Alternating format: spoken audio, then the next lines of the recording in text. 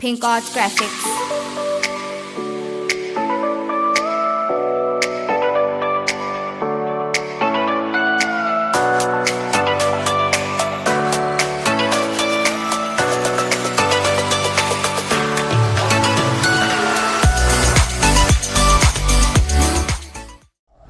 Woyo Yaman, Salubunani Muri Zimbabwe. Welcome to Sim Reality ITV. My name is DJ Spark Zimbabwe. Long time nisingakande trending story, but still right now ndadzoka zvakare ndine mutsindo, ndadzoka zvakare futi ndine chikupakurai zvikuitika mativi mana ose enyika.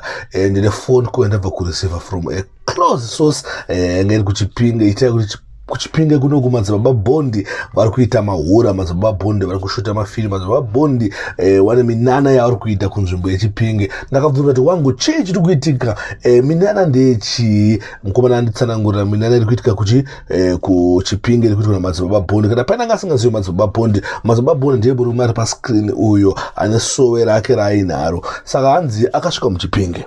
Asvika muchipinge mukomana akabva Hanzi kwakusingana naye for madays apfuura ese kwakusingana naye, then akabva udzwa nepasangano rake kuti aiwa no problem, imimi tengai mbeu, dyarai mbeu, musi wakati mvura change ichinaya for 6 days. Hanzi ndezveshuwawo bvamusiwo akataura kuti ndo musinge uchinaya mvura yakabva yatanga kunaya. Hanzi zvadaro dzimwe nganga dzanga dzirimo hadzina kufara bozva nakabva achitendeuka. Hanzi first day pakasvika about 300 ndichinzwa nyaya iyi mataurwa yanga yachiitwa. Ndakati wow 300 ndakati abho Hanzi saka pakazenge pane kakurwisana kati pakati pabondi nedzimwe nganga dziri munharaunda imomo, because vanhu vazhinji vanga vakuita se vakuendeko vachinoreurura urwi hwavo, vachinoreurura nyaya dzavo dzavaita se dzavaita. Saka ndo nyaya yanga ndikuudze ndikuonese kuti madzibaba bondi vari kuita mashura, vari kuita minana vari pachipinga apo. Hanzi vanhu vakatanga kutendeuka in numbers. Zvinova zvinhu zvakashamisika nganga dziri ikokoko. Saka munhu yanga achinditi ane information yakazara. Sana muti iwo mai achitsvaga umbowo uye nawo panapo undiudze kuti umbowo wakamira sei. Saka andida kutsvaga umbowo. Saka chadzoka futi ndikuudze kuti chikuitika bodzi pazinge pakuita maclashes amadzibaba bondi nenganga dzekusaidi kuchipinga uko.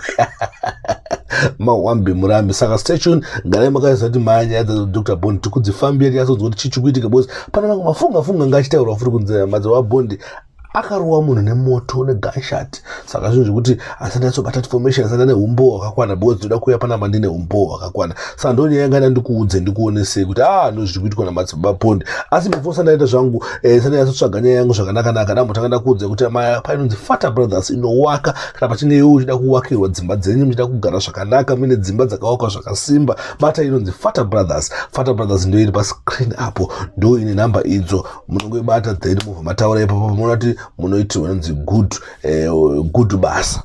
So thanks for watching. My name is DJ Spark Zimbabwe.